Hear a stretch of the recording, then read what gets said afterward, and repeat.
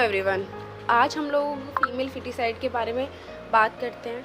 जो हमारी लाइफ है उसमें सबसे बड़ी चीज़ में पता है क्या दिक्कत है? जो सेक्स को लेके कि लड़की नहीं लड़के पैदा होने चाहिए। ये जो वो पुरुष और महिलाओं के बीच की ना बढ़ती असमानता यानी कि इरेगुलरिटीज़ है, उसके बीच महिलाओं की अवैध तस्करी यानी कि उनका इमोरल ट्रैफिकिंग हो रही है, उनके साथ रेप हो रहा है, बहुविवाह हो रहा है, समाज में कि कई अमानवीयकरण जैसे कई उल्लंघन को बढ़ावा दे रहे हैं। ये अपराध लगातार बढ़ रहे हैं, दिन पर दिन हर कोई देख रहा है कि सबसे ज़्यादा जो फीमेल या वुमेन क्राइम है सबसे ज़्यादा टॉप पर है, जिससे ये दुनिया महिलाओं के लिए ख़तरनाक होती जा रही है। कन्या जो फीमेल फिटिसाइड हत्या है इस ग्रह पर सबसे हिंसक अपराधों में से एक ही है। शायद सबसे दुखद बात ये भी है कि हम इस जघन्य अपराध को अंजाम देने के लिए आम जनता अमीर लोगों में से हामी है। और हम लोग जानते हैं कि जो फीमेल फिटिसाइड है क्या, सबको पता है और हम सभी जानते हैं कि ये इतनी तेज़ी से क्यों हो रहा है, लेकिन हमें उन कानूनों के बारे में भी जानना बहुत ही ज़रूरी है। विशेष रूप से इस जघन्य अपराध जो रोकने के लिए बनाए गए हैं। इस लेख में हम कन्या जो फीमेल फिटिसाइड है हत्या को रोकने के लिए सरकार द्वारा समय बनाए गए कुछ जो लॉज हैं उनके बारे में हम बात करते हैं। ओके, तो अब हम लोग बात कर लेते हैं why does female foeticide take place. तो हमारे जो समाज में है फीमेल फिटिसाइड कैसे अपनी जगह बनाती है। हमें पता है कि एक जो लड़कियों की फीमेल फिटिसाइड है वो एक हीनियस किलिंग है, बहुत ज़्यादा हीनियस किलिंग है। और अगर इसके दो ग्राउंड्स देखें तो उसमें पता चलता है कि कई जो स्कॉलर्स हैं कि वो भी मानते हैं कि जो लड़के हैं ना उनको ज़्यादा ना हम लोग ना प्रेफरेंस देते हैं लड़कियों से ज़्यादा, वो भी हमेशा ही दिया जाता है। हम लोग देखते भी हैं, नॉट इवन आज के नॉर्मल फैमिलीज़ में भी देख लो कि हर कोई लड़कियों के अकॉर्डिंग लड़कों को ज़्यादा महत्वपूर्ण समझा जाता है, प्रेफरेंस भी बहुत ज़्यादा दिया जाता है कि वो लोग सोचते हैं कि हमारे परिवार के लिए रोटी कमाने वाला वही इकलौता है, परिवार को वंश का आगे बढ़ाएगा वही बढ़ाएगा। और जो लड़की होंगी वो तो क्या कहते हैं अपने चली जाएंगी ससुराल शादी करके। और भी अगर देखा जाए तो अगर लड़कियों के ना पहले से ही क्या कहते हैं देख लिया जाता है कि उनके सिलेक्ट कर लिया जाता है कि उसमें लड़की तो नहीं है, जो प्रेग्नेंट लेडी होती है उसके लड़की तो नहीं है पेट में या फिर लड़का है। अगर लड़की होती है तो उसका अबॉर्शन करा दिया जाता है और लड़का होता है तो उसे रख लिया जाता है। और एक परिवार में बेटे को हमेशा संपत्ति दी जाती है और बेटियों को देनदारी माना जाता है एज नॉर्मल, लड़कों के महत्व और लड़कों को ही महत्व देते हैं। अगर हम बात करें ना दूसरे कारण की, तो लड़कियों को ना एक बोझ समझा जाता है। भारत में ये माना जाता है कि बेटियां पैदा करना एक बड़ा आर्थिक बोझ है और बेटी की शादी में तो बहुत बड़ी रकम खर्च करनी पड़ेगी। और लड़के तो हमेशा क्या करते हैं, वो तो लाएंगे कि भाई उनके साथ आए गए, लड़कियों के साथ तो हमें उल्टा खर्च करना पड़ेगा।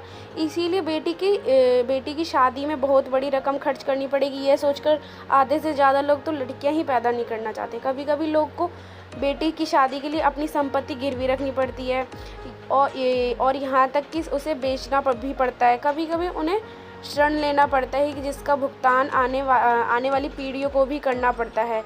इसी कारण से बेटी को एक वित्तीय बोझ माना जाता है, लड़कियों को एक बोझ समझा जाता है। यही मेन कारण भी हो सकता है और है भी एक तरीके से। लोग ये सोचते हैं कि ना बोझ ही हैं एक तरीके से, जिसे कोई लोग सहन नहीं करना चाहते।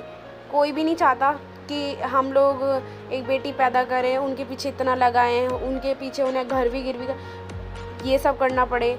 हर कोई ये सोचता है और इसीलिए पैदा होने से ही पहले लड़कियों को मार दिया जाता है।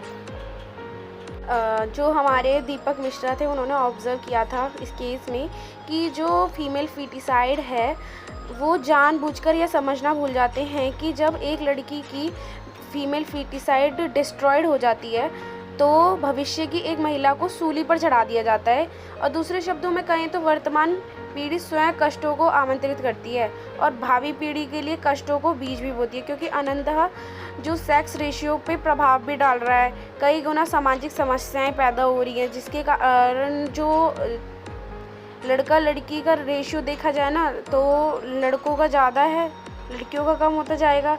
अगर ऐसे ही लड़कियों की हत्या कम, मतलब लड़कियों का फीमेल फीटिसाइड होता रहेगा तो अब हम लोग ओरिजिन की बात करें तो ड्यूरिंग द 1970 के दशक के दौरान यह व्यापक रूप से मतलब वाइडली एक्सेप्ट किया गया था कि जो उस समय भारत जिन कई प्रमुख सामाजिक और आर्थिक मुद्दों पर सामना कर रहा था उस टाइम, उनकी जड़ उसकी बढ़ती जनसंख्या थी। जो मतलब तेज़ी से जो जनसंख्या बढ़ती थी वही उसकी जड़ थी। हालांकि भारतीय परिवार में एक लड़के को हमेशा प्रेफरेंस दी जाती है और तब आम प्रथा यह थी कि परिवार में एक लड़के के पैदा होने तक कोई बच्चा पैदा किए जाते थे। यानी कि जब तक लड़का पैदा नहीं होगा तब तक लड़कियां होती रहेंगी।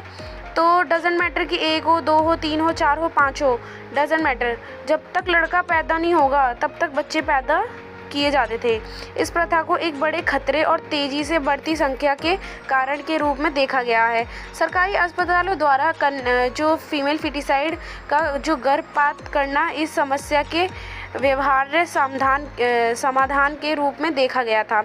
उस समय उपकरण और प्रक्रियाएं जटिल और जोखिम मुक्त नहीं थी, कारण जो फीमेल फीटिसाइड के अधिक मामले नहीं थे। हालांकि 1980 के दशक के अंत में 1990 के दशक की शुरुआत में जो अल्ट्रासाउंड सिस्टम था वो जल्दी पूरे भारत में फैल गया, अस्पतालों में फैल गई थी। हालांकि जल्द ही कुछ कार्यकर्ता द्वारा इस प्रथा को विरोध किया गया था और भारत सरकार ने गर्भधारण पूर्व प्रसव पूर्व निदान तकनीकी यानी कि जो PCPNDT एक्ट 1994 में एक्ट बनाया था, जो सेक्स सिलेक्टिव एबॉर्शन इलीगल कर दिया गया था कि जो सेक्स को देख के अगर ये अल्ट्रासाउंड सिस्टम आ चुका था, उसके बाद अगर किसी लड़की के पेट में लड़की थी, उन्होंने चेक करवाया था, तो ये इलीगल कर दिया गया था 1994 में। और ये स्टॉप मतलब रोक दिया गया था पूरी तरीके से कि अबॉर्शन कराना इलीगल है। और अब तो क्या कहते हैं, आप लोगों को भी पता है कि सेक्स की जो आइडेंटिफाई है वो भी इलीगल है। तो अब हम इसके कॉजेज़ देख लेते हैं। फर्स्ट है प्राइमरी कॉज, जो अब हम पैट्रियार्की को रेफ़र करते हैं कि जो हमारी सोशल सिस्टम है वो कौन होल्ड करके रखता है प्राइमरी चीज़ों को, वो करता है मैन, जितनी भी हैं, जैसे कि life such as a political leadership, moral authority का control of property, family affairs etcetera. जितनी भी ये सारी चीज़ें हैं वो most of the patriarchal societies are paternal means that male लिंग, मतलब जितना भी ये सारी चीज़ें कि आदमी ही इसको संभालेगा, लड़कियां नहीं संभाल सकती हैं, ठीक है। जितनी यानी कि जो पुरुष वंश को संपत्ति और उपाधि विरासत को मिलती है, यानी कि जो फैमिली में जो लड़का होगा उसी को ही संपत्ति दी जाएगी, उसी को ही विरासत मिलेगी उसके घर की। भारत में सदियों से चली आ रही पैट्रियार्की के कारण 1990 के दशक में शुरुआत से महिलाओं को मतलब उन्होंने बहुत सारे अत्याचार और अंत में फीमेल फीटिसाइड हुई। तो ये कुछ कारण हैं, जैसे कि gender discrimination, a girl can not continue his family lineage, the desire of boy, dowry system, fifth है एलाइनमनी। ओके, तो हम बात करते हैं, फर्स्ट है जेंडर डिस्क्रिमिनेशन। तो हम पहले भी बता चुके हैं कि जो फेटिसाइड का मेन कारण क्या है, जेंडर इक्वालिटी, क्योंकि कोई नहीं चाहता है कि लड़कियां पैदा करें, और वो लोग सोचते हैं कि जो फैमिली को आगे बढ़ाएगा वो कौन बढ़ाएगा, लड़के ही बढ़ाएंगे, और क्या कहते हैं उनकी जो संपत्ति का असली अधिकार कौन होगा, लड़के ही होंगे। ये सब कारण है। और अगर हम नेक्स्ट बात करते हैं, नेक्स्ट हमारा टॉपिक है कि था हमारा girl can not continue the family lineage, यानी कि लड़की परिवार के वंश को आगे नहीं बढ़ा सकती है। समाज सोचता है कि जो लड़कियां हैं शादी के बाद अपने माता पिता के घर छोड़कर अपने वैवाहिक घर में चली जाती हैं, इसलिए यह माना जाता है कि लड़कियां जिस परिवार में पैदा होती हैं उस परिवार का वंश आगे बढ़ नहीं सकता है। ये एक केवल पारिवारिक वंश समाप्त हो जाएगा, बल्कि माता पिता को बुढ़ापे के दौरान अकेला छोड़ दिया जाएगा, यह लोगों का मानना है। और अब हम नेक्स्ट की बात करते हैं कि डिज़ायर ऑफ अ बॉय, लड़के बेटा चाहते हैं। हर कोई, जो हमारा भारतीय समाज है, कि जो बेशकीमती चीज़ और स्टेटस सिंबल माना जाता है लड़के का, यह एक प्रचलित विचारधारा है लोगों की कि वह परिवार का आकार बढ़ाएगा, पूरे परिवार के लिए रोटी कमाने वाला बनेगा, अंतिम सांस तक हाँ हमारे माता पिता को देखभाल करेगा।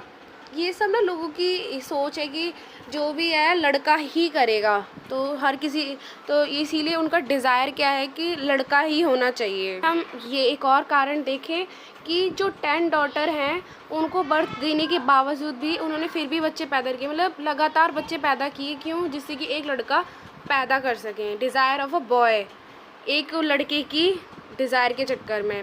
नेक्स्ट हमारा डाउरी सिस्टम।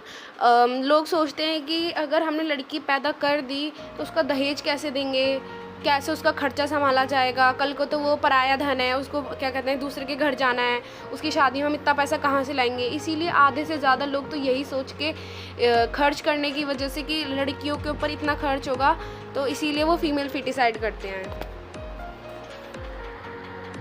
गाइस, अगर ये सबसे मेन रीज़न भी हो सकता है लैक ऑफ एजुकेशन। मैं अगर बात करूँ ना एजुकेशन की, तो लिटरली 20% से अधिक संख्या अनएजुकेटेड भी है, और बहुत सारे लोगों को ना क्या कहते हैं इलिटरेट हैं, और उनकी ना मनोवैज्ञानिक मोर्चे के विकास के लिए हानिकारक साबित हुआ है। जिससे कि मतलब जो लड़के हैं ना, जो अगर हम ग्राफ रिप्रेजेंट करें मेल और फीमेल का, तो लिटरेसी रेशियो देखें ना तो सबसे ज़्यादा ना लड़कियों का ही है। क्यों? लड़कों को तो हर कोई पढ़ाना चाहता है, लड़कियों को तो कोई भी नहीं पढ़ाना चाहता। ईमेल स्टिल फीमेल फिटिसाइड भी करते हैं। पता है आप लोगों को एक बात बताती हूँ। एक मेरा गांव है, मैं उस टाइम अपने गांव गई हुई थी, तो साइड में ही एक घर है, तो उनके ना ऑलरेडी एक बेटा था, 4 लड़कियां थीं। उन्होंने लड़के के चक्कर में ऑलरेडी 4 लड़कियां 5 लड़कियां जितनी आई डोंट नो, पर आई थिंक 5 लड़कियां थीं।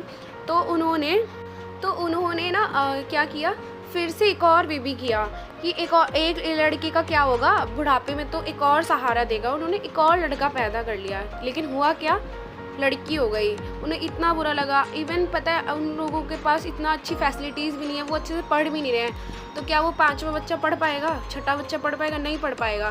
तो जो एजुकेशन है ना वो भी प्रॉपर नहीं मिल पाती है ये बच्चों के चक्कर में। ये सबसे बड़ा बहुत बड़ा एक एविल है।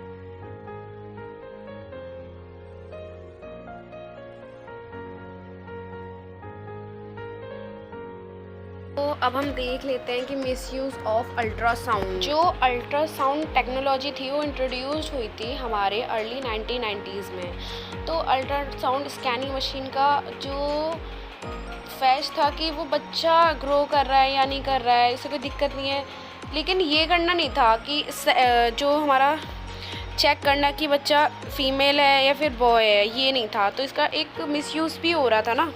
Now the next is corruption, भ्रष्टाचार। मतलब कन्या का फीमेल फिटिसाइड एक भ्रष्टाचार भी है, एक जिम्मेदार कारक है। जैसे कि चिकित्सा पेशा जो भी ईमानदार और सम्मानित तक, मतलब कि एक ईमानदारी का काम है, लेकिन ना बहुत सारी जगह पे पैसे लेके लोग डॉक्टर ना आइडेंटिफाई कर रहे हैं और उनका फीमेल फिटिसाइड भी कर रहे हैं। ये भी एक मेन कारण है। कॉन्सिक्वेंस की बात करें तो decrease in female population, adverse effect on women health, mentality, emotionally and physically, women are abused and exploited, leads in women trafficking, women are kidnapped, bought and sold for a marriage, suicide rate in women will increased। तो ये सारे consequences हैं। तो अब हम next जाते हैं, हम law that makes female illegal. जो फीमेल फिटिसाइड के कॉजेज़ हैं उनके इम्प्लिकेशंस के लिए बहुत सारे लॉ पास किए गए थे टाइम टू जिससे कि हम कंट्रोल कर सकें। भारत ने अपना पहला गर्भपात संबंधी कानून फर्स्ट किया था 1971 में। स्टार्ट किया था, जिसे बोलते थे pregnancy act, termination of the pregnancy act, जिनसे देश भर में लगभग सभी राज्यों में जो गर्भपात को वैध बना दिया। लेकिन यह विशेष रूप से माँ और गर्भ धारण करने वाले बच्चे के लिए चिकित्सा जोखिम के मामले के लिए बनाया गया था। तो बलात्कार से कानून ने ऐसे चिकित्सकों को भी स्थापना की थी जो उक्त परिदृश्य से कानूनी रूप से गर्भपात कर सकते थे। लेकिन सरकार को तकनीकी प्रगति से आधार पर कन्या जो फीमेल फीटिसाइड की हत्या की संभावना पर विचार नहीं किया और इस कारण यह कानून अत्यधिक प्रभावित सिद्ध नहीं हुआ था। तो अब हमने देखा था कि 33, 89, 70 PCPA&DT जो 1980 के दशक में दौरान भारत में सेक्स स्क्रीनिंग तकनीक आम लोगों के लिए आसानी से उपलब्ध थी। लिए फिर जो सेक्स टेक्नोलॉजी थी उसका बहुत ज़्यादा मिसयूज़ होने लगा और बड़ी संख्या में रिपोर्ट आने लगी। इस समस्या को ध्यान में रखते हुए सरकार ने जो गवर्नमेंट है 1994 में एक प्रसव पूर्व निदान तकनीकी अधिनियम की जो P&DT पारित थी, जो विभिन्न कारणों से इस कानून में फिर से संशोधित किया गया था। जो यह पूर्व गर्भधारण के प्रसव पूर्व निदान तकनीकी थी उनका दुरुपयोग विनियम रोकथाम बन गया। जो PCPA&DT अधिनियम 2004 में इसका मुख्य लक्ष्य जिससे कि इसका लिंग जांच और कन्या की जो फीमेल फीटिसाइड है उसको रोका जा सके और कोई सज़ा भी थी उसमें मेंशन कर दी गई थी।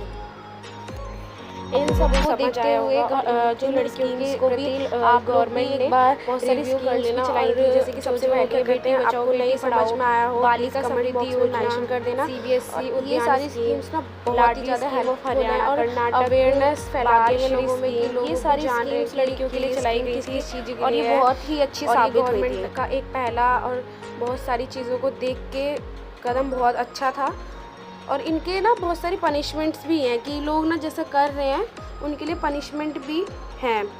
आई hope you all understand. Thank you so much for watching this video and press the bell icon और सब्सक्राइब करना बिल्कुल ना भूलें।